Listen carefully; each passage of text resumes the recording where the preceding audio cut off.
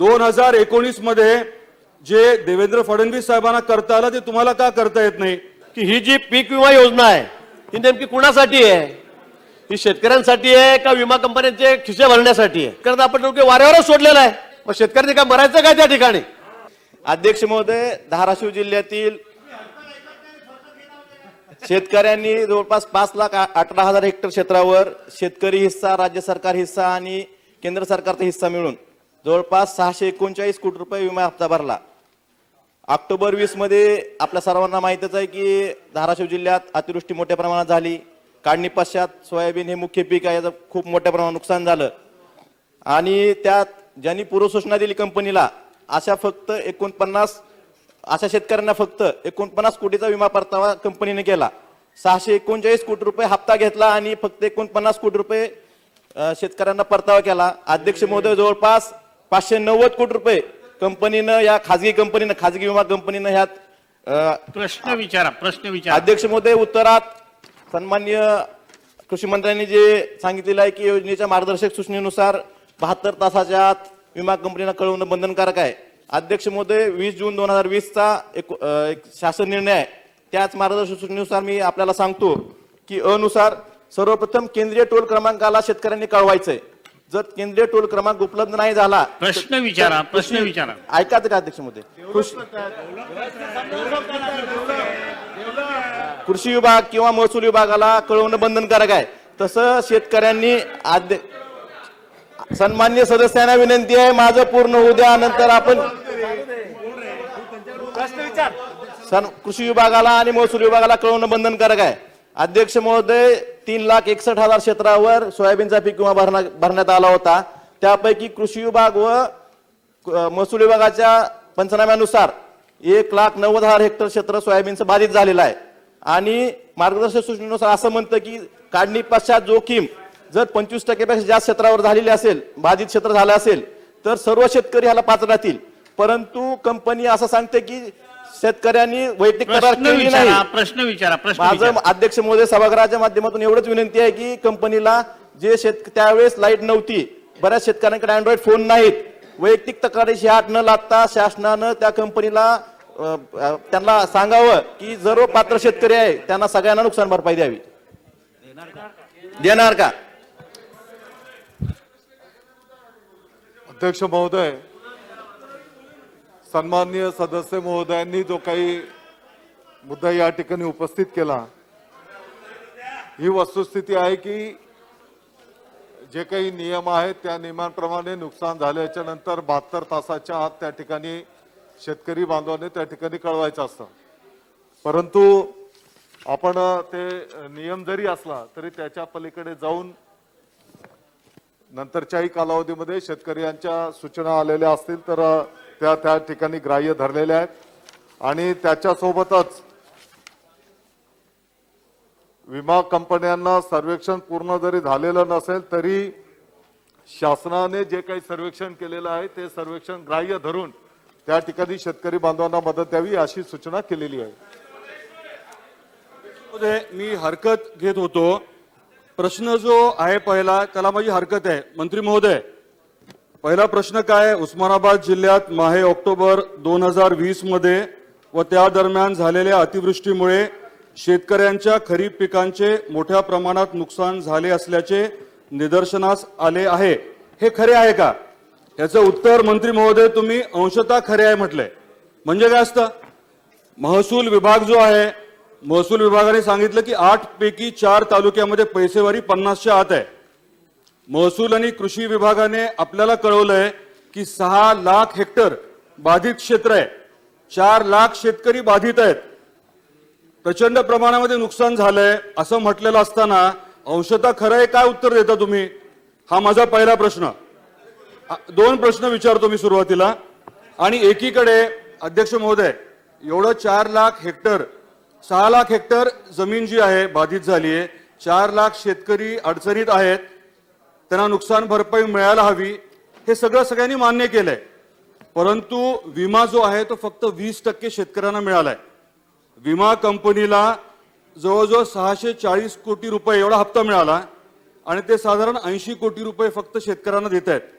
म्हणजे एकट्या खरीप च्या या हंगामामध्ये उस्मानाबाद जिल्ह्यात फक्त विमा कंपनीला 550 कोटी रुपये मिळत आहेत. 2019 मध्ये हे 72 तासाची अट बाजूला ठेवून सरसकट सर्व शेतकऱ्यांना मदत करण्यात आली होती. आता करायला काय अडचण आहे? मुख्यमंत्री महोदय, आपण सर्वजण तिथे आला होता. मुख्यमंत्री स्वतः बोलले होते की एकही नुकसानग्रस्त शेतकऱ्याला वंचित राहू देणार नाही. तुमची परिस्थिती बघून वाऱ्यावर सोडून देणाऱ्यांपैकी मी नाही, असं मुख्यमंत्री महोदय स्वतः बोलले होते.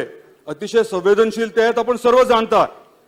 मग एकीकडे सरकार मदत करतो म्हणतंय आणि दुसरीकडे विमा कंपनीला पाठीशी कशाला घालता तुम्ही? 2019 मध्ये जे देवेंद्र फडणवीस साहेबांना करता आलं ते तुम्हाला का करता येत नाही, असे माझे 2 प्रश्न आहेत.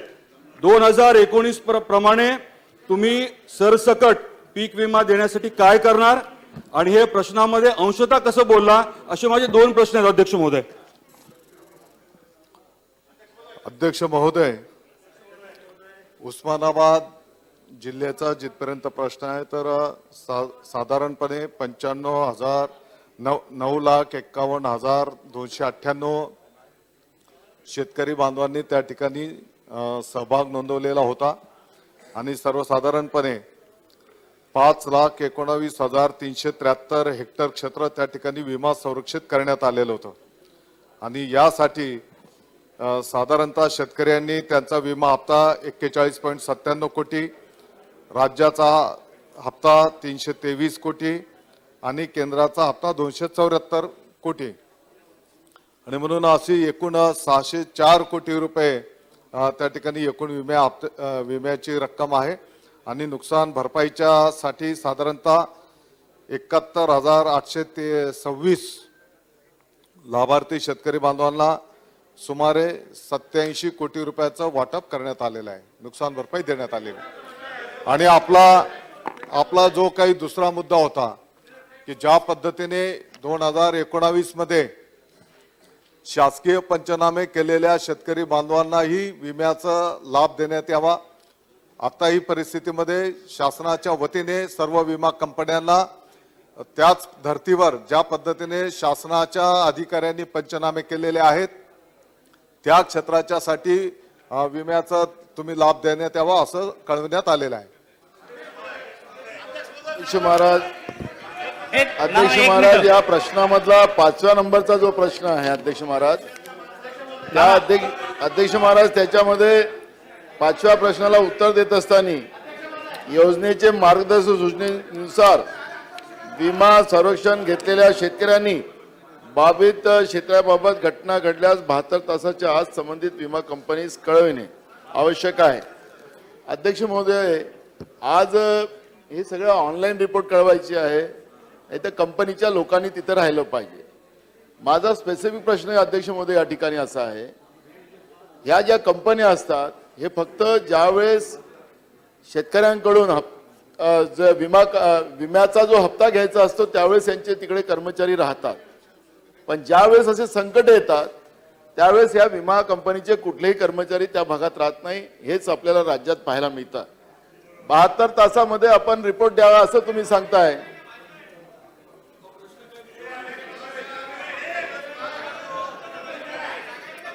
बोला नाना, बोला नाना, नाना बोला नाना, बोला इकडं. रागण नाही बघत आहे नाना इकडं बघा. नाना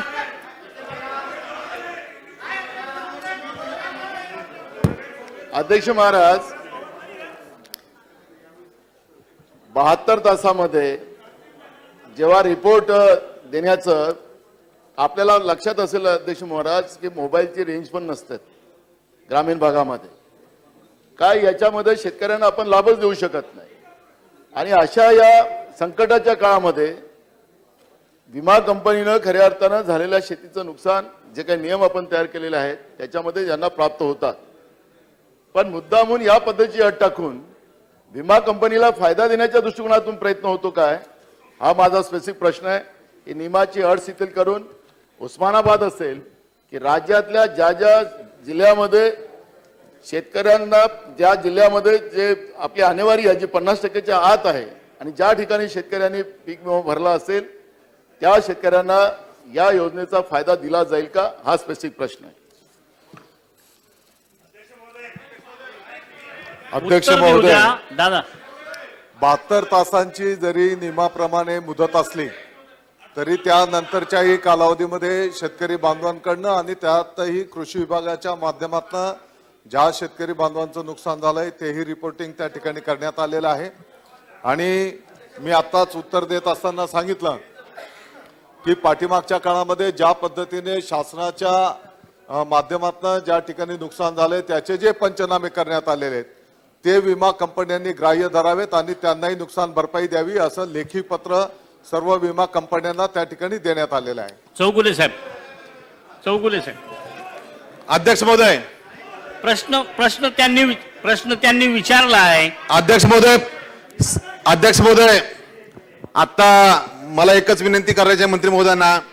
पीक विमा कंपन्या गोळा करत असतात जसे एजंट फिरतात, तर तालुक्याला किमान एक यांचं कायमस्वरूपी कार्यालय असावं एक. आणि आता मंत्री महोदयाने उत्तरात सांगितलं की शासनानं ज्या पद्धतीनं हे सगळं नुकसान झालं म्हणून शासनाने मदत केली त्या धर्तीवर पीक विमा कंपनी सुद्धा कळवण्यात आलेलं सांगितलं.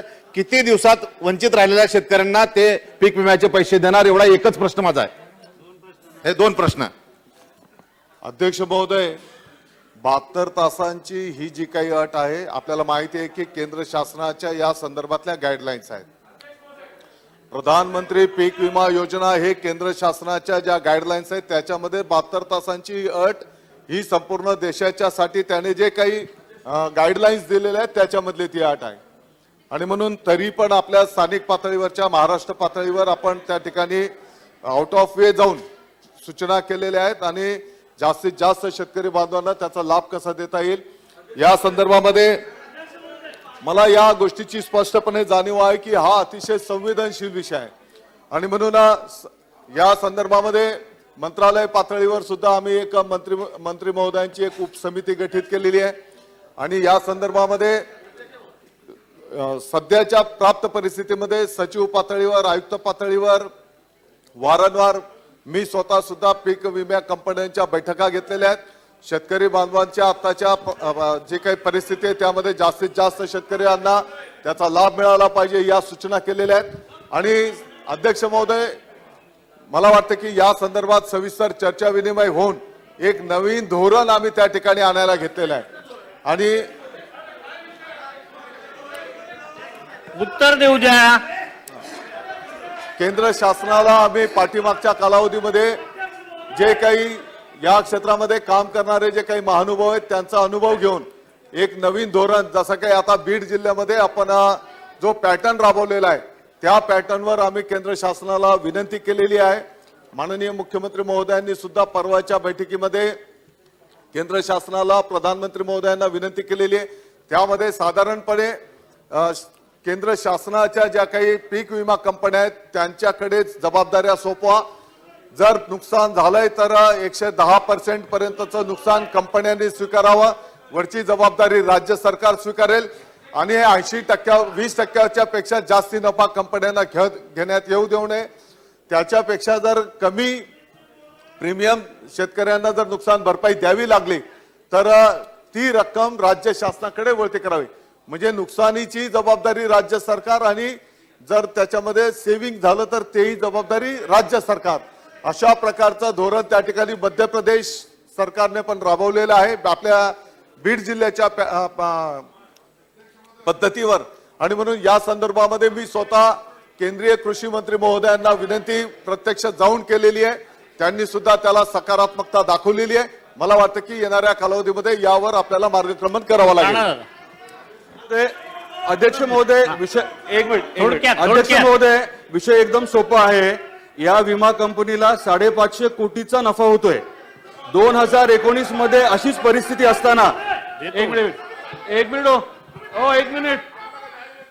2019 मध्ये अशीच परिस्थिती असताना सरसकट पीक विमा दिला गेला. या सरकारला 2019 प्रमाणे या सरकारला, मंत्री महोदय आपल्याला विनंती आहे, मुख्यमंत्री महोदयाने आपल्या माध्यमातून विनंती आहे, जसं देवेंद्र फडणवीस साहेबांनी 2019 मध्ये सरसकट सगळ्यांना पीक विमा दिला होता त्याच पद्धतीने आपण पीक विमा द्यायला या विमा कंपनीला लावाल का, हा माझा प्रश्न आहे. 550 कोटीचा त्यांना नफा झालाय. अध्यक्ष महोदय, या संदर्भामध्ये मी ऑलरेडी उत्तर दिलेलं आहे की ज्या ज्या ज्या पद्धतीने राज्य सरकारने पंचनामे केलेले आहेत ते विमा कंपन्यांनी ग्राह्य धरावेत आणि त्यांना त्या शेतकरी बांधवांना नुकसान भरपाई द्यावी असं विमा कंपन्यांना कळवलेलं आहे. प्रश्न सगळ्यांचा अतिशय महत्वाचा आहे, त्याच्यामुळे प्रत्येकाला थोडी संधी देऊ आपण. वरती होऊ द्या जरा गॅलरीत. धन्यवाद अध्यक्ष महोदय. हा प्रश्न अतिशय महत्वाचा आहे. माझे 2 स्पेसिफिक प्रश्न आहे मंत्री महोदयाला की याच्यामध्ये हा सर्व आमदारांचा प्रश्न असल्यामुळे याच्यामध्ये ग्रामीण आमदारांची एक समिती गट आपण स्थापन करणार का? याच्यामुळे ग्रामीण भागातले जे अडचणी आहे याच्यामध्ये समोर येतील, याचे आमदार गटाची स्थापना करणार का? दुसरा विषय असा आहे की ज्या बँकेनी म्हणजे पैसे जमा केले पण ते कंपनीकडे वळते केले नाही किंवा शेतकऱ्यांच्या विमाच काढला नाही. वर्धा जिल्ह्यामध्ये अनेक हजारो शेतकऱ्यांचा विमा काढला गेला नाही, बँकेने चूक कबूल केली. अशा बँकेवरती कारवाई करणार का? हे माझे 2 प्रश्न आहेत. अध्यक्ष महोदय, सन्माननीय आमदार महोदयांनी जी सूचना केलेली आहे पीक विम्याच्या संदर्भामध्ये सभागृहाच्या सर्व सन्माननीय महोदयांना ज्या काही सूचना करायच्या असतील त्या सर्व सूचनांचं स्वागत आहे. सभागृहाच्या बाहेरही कोणाला जर काही सूचना या संदर्भातल्या करायच्या असतील त्यांचंही स्वागत आहे. या संदर्भामध्ये आपले जे काही सूचना असतील तर आपण द्या, त्याचा निश्चितपणे सकारात्मक विचार केला जाईल. आणि ज्या बँकेने पैसे शेतकऱ्यांकडनं जमा केले परंतु पीक विमा कंपनीकडे जमा केला नाही त्याचं चौकशी करून कारवाई केली जाईल. गिरीश भाऊ, अध्यक्ष महोदय, 2 मिनिटं देऊ आपण. अध्यक्ष महोदय, आपण जर ही प्रश्नपत्रिका बघितली तर यात 8 प्रश्नातले 4 प्रश्न विम्याच्या संदर्भातले आहे. मग तो खरीपातला आहे, कुठे केळी संदर्भातला आहे, फळबागाच्या संदर्भातला आहे. आणि म्हणून माझा पहिला प्रश्न मंत्री महोदयांना आपल्या माध्यमातून हा आहे की ही जी पीक विमा योजना आहे ही नेमकी कुणासाठी आहे? ही शेतकऱ्यांसाठी आहे का विमा कंपन्यांचे खिसे भरण्यासाठी आहे? म्हणजे या योजनेच्या माध्यमातून आपण यावर्षी जे निकष लावलेले आहेत तर शेतकऱ्यांना अजिबात फायदा नाही आहे. सन्मान्य सदस्य म्हणतात की 600 कोटी रुपयाच्या विमा कंपन्यांना फायदा होतोय. खरं आहे. आज केळी उत्पादक शेतकऱ्यांच्या बाबतीमध्ये गुलाबराव आपण या ठिकाणी बसलेला आहात, कुणाला फायदा होतोय? या संदर्भामध्ये विमा कंपन्यांनी यावर्षी असे निकष लावलेले आहेत की पुढचे 50 वर्ष सुद्धा एकाही केळी उत्पादक किंवा फळ उत्पादक शेतकऱ्याला त्याचा 1 रुपया सुद्धा लाभ मिळणार नाही, विम्याची रक्कम त्याला मिळणार नाही. आज लोक विम्याचे पैसे भरतायत पण ते सगळे विमा कंपन्यांच्या खिशावर जात आहेत. मग शेतकऱ्यांना काय फायदा याचा? कशासाठी या योजना करतायत? आणि पुढच्या 3 वर्षासाठी आता आपण टेंडर जे दिलेलं आहे त्या टेंडरच्या माध्यमातून एकाही शेतकऱ्याला दादा याच्यातून 1 रुपया सुद्धा मिळणार नाही. हे आपल्यालाही मान्य आहे, हे आपल्यालाही माहित आहे. गेल्या 5 वर्षामध्ये आमचं सरकार होतं त्यावेळेला विम्याची योजना व्यवस्थित चाललेली होती. शेतकऱ्यांना दर वर्षातून 2-2, 3-3 वेळा विम्याचे पैसे मिळायचे. केळीचं नुकसान झालं त्यांना मिळायचे, द्राक्षाचं झालं त्यांना मिळायचे, डाळिंबाचं असेल, खरीपाचं असेल, रब्बीचं असेल. पण या योजनेच्या माध्यमातून आपण जे निकष लावलेले आहेत यातून 1 रुपया सुद्धा आता शेतकऱ्यांना मिळणार नाहीये. बागायतदार शेतकऱ्यांना अजिबात मिळणार नाहीये. आणि म्हणून शेतकऱ्यांना आपण वाऱ्यावरच सोडलेलं आहे, त्याचं कोणीच वाले राहिले नाही. आम्ही वारंवार तुमच्याकडे आलो, मिटिंगा लावल्या, आमदार आलेत, खासदार आलेत, पण उत्तर काय शेवटी? आता 3 वर्षासाठी टेंडर दिलेलं आहे, आता आपण काहीच करू शकत नाही, आता आपला काहीच इलाज नाही. मग शेतकऱ्यांनी काय मरायचं काय त्या ठिकाणी? मग आता हे निकष बदलणार कोण याचे? आता कोण बदलणार ते निकष? मला वाटतं की या ठिकाणी तुम्ही हे निकष बदलणार आहात की नाही? आत्ताच्या आता या वर्षापासूनचे निकष तुम्ही पुढचे 2 वर्षांनी शेतकऱ्यांना फायदा होईल हे तुम्ही बदलणार आहात की नाही? आणि बदलणार नसाल तर मग शेतकऱ्यांनी काय करावं, राहावं का मरावं, हा महत्वाचा प्रश्न आहे. आणि म्हणून त्या संदर्भामध्ये या आपण अतिशय व्यवस्थितपणे उत्तर द्यावं आणि ठोस उत्तर द्यावं की तुम्ही हे निकष बदलणार आहात की नाही, कारण हे बदलल्याशिवाय शेतकऱ्यांना 1 रुपया सुद्धा मिळणार नाही.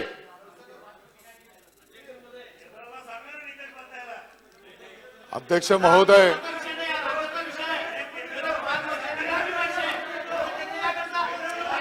मंत्री महोदय उत्तर द्या, उत्तर द्या.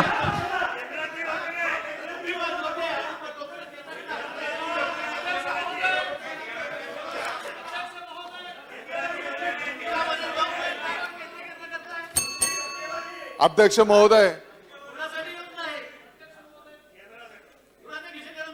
अध्यक्ष महोदय, आता गिरीशजी 1 मिनिट.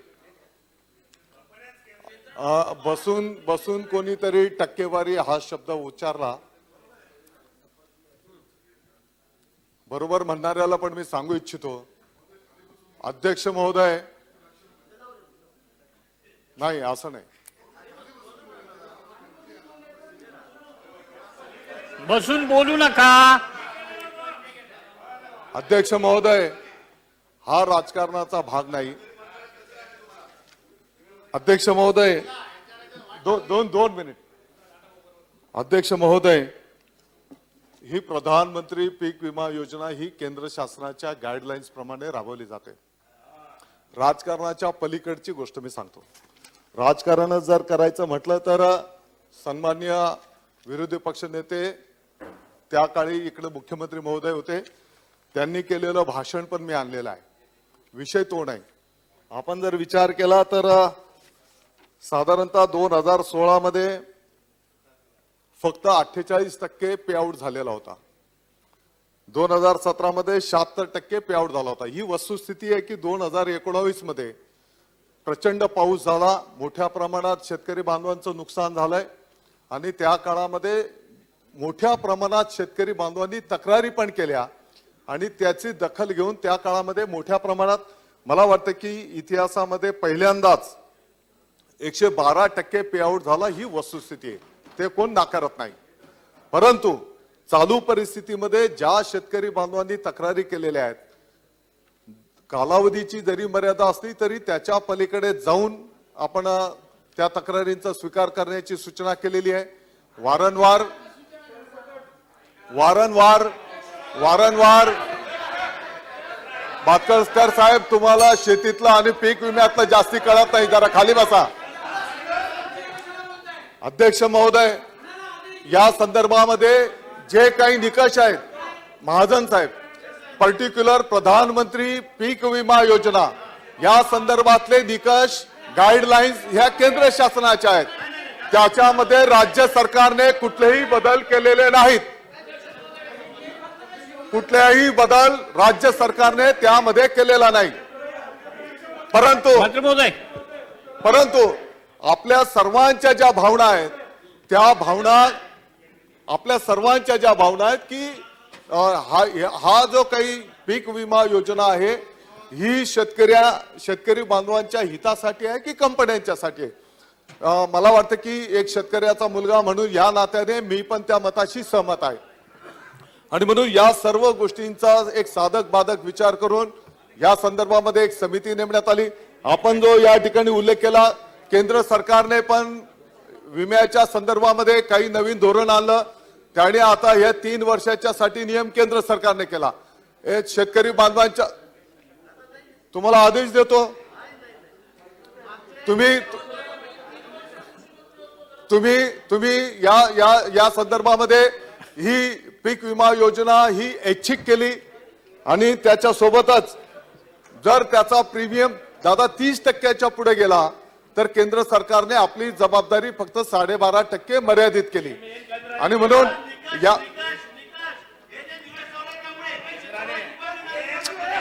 तुम्ही ऐका ना, महाजन साहेब,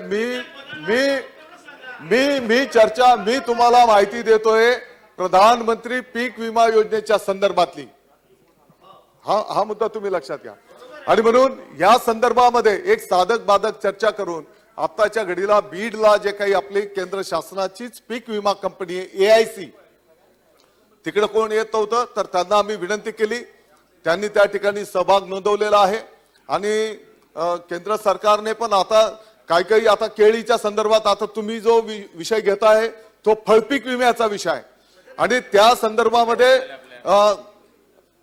आपण जे सारखं जे वारंवार तुम्ही पाठपुरावा करत होते, बैठका घेतल्या, त्याच्यामध्ये 30% पेक्षा जर त्याचा प्रीमियम जास्त केला दादा तर केंद्र सरकारने सांगितलं की 12.5% पुढे आम्ही जबाबदारी स्वीकारणार नाही. ती राज्य सरकारने स्वीकारावी. आणि म्हणून केंद्र शासनाच्या आदेशानुसार त्याचे जे काही ट्रिगर होते, तुमचा मुद्दा बरोबर आहे, काही ट्रिगर मध्ये त्या ठिकाणी बदल करण्यात आले, ते हार्ड झाले. ही वस्तुस्थिती आहे, नाकारत नाही. आणि ते निकष बदलण्याच्यासाठी आम्ही केंद्र सरकारकडे वारंवार पाठपुरावा केला. 4 वेळेस पाठपुरावा केला, केंद्र सरकारने त्याला मंजुरी दिलेली नाही. परंतु पीक विम्याच्या संदर्भामध्ये अध्यक्ष महोदय, आम्ही त्या ठिकाणी एक चांगलं मॉडेल, केंद्राच्या सरकारी कंपन्यांनी त्यामध्ये सहभागी व्हावं. नफा जर झाला 100 जो काही विमा आपण भरलेला असेल, समजा 1,000 कोटीचा आपला विमा टोटल रक्कम झाली, त्याच्यामध्ये जर 1100 कोटी रुपये द्यावे लागले तर कंपनी देईल. 1100 कोटीच्या पुढचं जर नुकसान शेतकऱ्यांना द्यावं लागेल तर ते राज्य सरकार देईल. अरे ऐक ना बाबा, त्याच्या सोबतच उद्याच्याला जर 500 कोटी रुपयापर्यंतचीच मदत द्यावी लागली तर कंपन्याने 200 कोटी ठेवावे आणि 300 कोटी राज्य सरकारला करावे. याच धर्तीवर बीड मध्ये आता आपण पीक विमा केलेला आहे आणि मध्य प्रदेश राज्याने सुद्धा संपूर्ण राज्याच्या साठी हेच धोरण स्वीकारलेलं आहे. आणि मी स्वतः केंद्रीय मंत्री महोदयांना या संदर्भामध्ये विनंती करण्यासाठी मागच्या 15 दिवसापूर्वी जाऊन आलो. त्यांना सर्व विषय ब्रीफ केलेला आहे. केंद्रीय सचिवांनाही हा विषय ब्रीफ केलेला आहे. मला वाटतं की त्यांनी मला आम्हाला असं सूचना केली की कॅबिनेटवर आम्ही हा विषय नेऊ. माननीय मुख्यमंत्री महोदयांनी सुद्धा या संदर्भामध्ये प्रधानमंत्री महोदयांच्या समोर हे धोरण आणण्याच्या संदर्भात विनंती केलेली आहे. खाली बसून जरी कोण बोललेलं असेल की टक्केवारी हो, मी या सभागृहामध्ये जाहीरपणे सांगतो, जरी राजकारणामध्ये जरी असेल, छत्रपती शिवाजी महाराजांची शिकवण आहे, शेतकऱ्याच्या पिकाच्या देठाला सुद्धा हात लागता कामा नये. ऐकून घ्या, ऐकून घ्या, गिरीजी महाजन साहेब ऐकून घ्या. मला नम्रतेने सांगायचं आहे की या संदर्भामध्ये विचार करायचं काम नाही. आणि भाटकर साहेब, त्या ताईला बोल द्या बरं, ताईला बोलू अध्यक्ष द्या. महोदय, हा, मंत्री महोदय केवळ गोलमोल उत्तर देताय. समिती स्थापन करू, बीडच्या धर्तीवर देऊ, हे वेळखाऊ धोरण मंत्री महोदय अवलंबत आहे. माझा स्पेसिफिक प्रश्न आहे की मंत्री महोदय, ज्या आमचे नेते आपले मुख्यमंत्री देवेंद्रजी फडणवीस साहेब असताना जे धोरण अवलंबून त्यांनी महाराष्ट्रातील सर्व विमा ज्यांनी भरला त्या सर्व शेतकऱ्यांना त्यांनी फायदा मिळवून दिला, भरला नव्हता त्यांना सुद्धा त्यांनी ह्या नुकसान भरपाईची मदत देण्यात आली. कंपनीला भाग पडलं की सर्व शेतकऱ्यांना विमा मिळावा.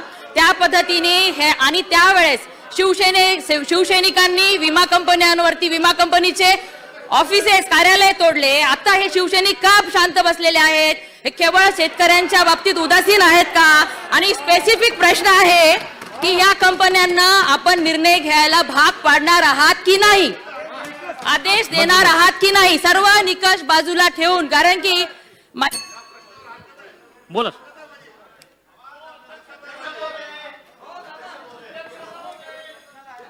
उत्तर देऊ द्या, उत्तर देऊ द्या. अध्यक्ष महोदय, सन्माननीय आमदार महोदयांनी जी सूचना केली, ज्यांनी पीक विमा भरलेला नाही त्यांना पीक विम्याचं नुकसान भरपाई, ताई उद्याच्याला तुम्ही फडणवीस साहेबांचा जो उल्लेख केला असं चुकीचं बोलू नका, चुकीचं रेकॉर्डवर येऊ नका, असं देता येत नाही. ज्या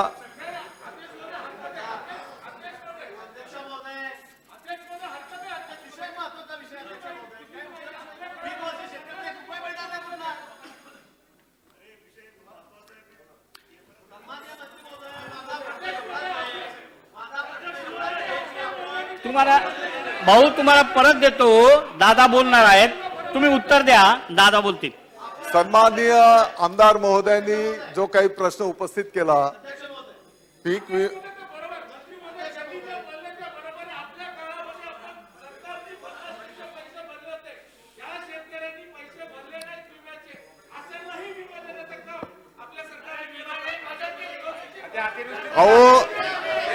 मंत्री महोदय, अध्यक्ष महोदय, एनडीआरएफच्या धर्तीवर नुकसान झालेल्या शेतकऱ्यांना मदत तर आपण देतच असतो.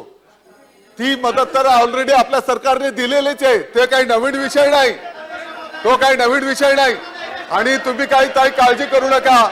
तेव्हा शिवसेनेची जी भूमिका होती तीच भूमिका आजही आहे आणि तीच भूमिका शेतकऱ्यांच्या साठी उद्या पण राहील. आपल्याला काळजी करायचं काही कारण नाही. अध्यक्ष महोदय, दादाला या ठिकाणी बोलू द्या. मंत्री महोदयांनी दादाला सांगितलेलं आहे बोलू द्या ना. की शासनाच्या वतीनं जे पंचनामे झालेले आहेत दादा, ते गृहीत धरून आम्ही विमा कंपनीला नुकसान भरपाई देण्यासाठी पत्र लिहिलेलं आहे. मंत्री महोदयांना मला विनंती करायची आहे की फक्त विमा कंपनीला पत्र देऊन हे भागणार नाही, तर सर्व जिल्हाधिकाऱ्यांना याच्या बाबतीत आपण सूचना देणार का, हा माझा स्पेसिफिक प्रश्न आहे.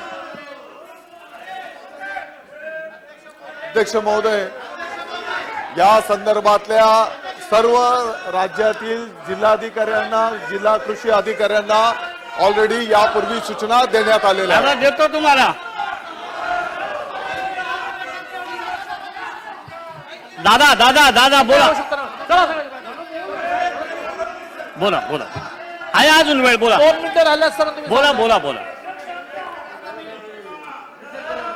माननीय अध्यक्ष महोदय, बरं झालं की सभागृहामध्ये माननीय मुख्यमंत्री महोदय आणि उपमुख्यमंत्री महोदय दोघेही आहेत.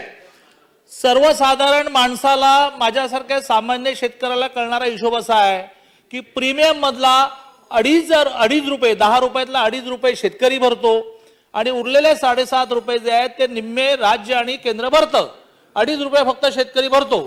या सगळ्या विषयामध्ये विमा कंपन्यांना टर्म्स आपण ठरवू शकतो. हे काय म्हणतात केंद्र केंद्र केंद्र म्हणून वारंवार अशा मागच्या सरकारमध्ये विषय आला की आपल्याला आपल्या 2 गोष्टींसाठी राज्याची स्वतःची कंपनी केली पाहिजे. एक महात्मा ज्योतिबा फुले की ज्यात सुद्धा खूप लूट होते, आणि या पीक विमा देणाऱ्या कंपन्या. माझा नेमका प्रश्न असा आहे की जर अशा तऱ्हेने विमा कंपन्या लूट करत असतील आणि मग आपण सरकारमध्ये असून सुद्धा त्या कंपन्यांची ऑफिसेस तोडत असू, तर आपण आपली एक विमा कंपनी फॉर्म करून शेतकऱ्यांना ज्या आवश्यक आहे त्या टर्म्स लावणार का?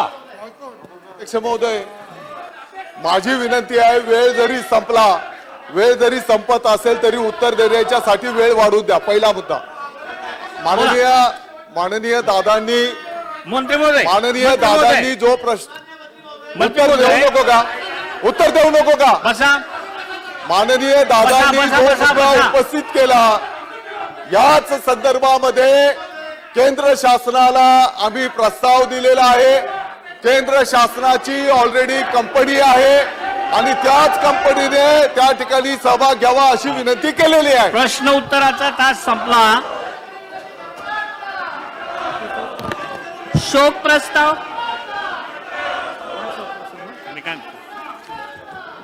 ताई हे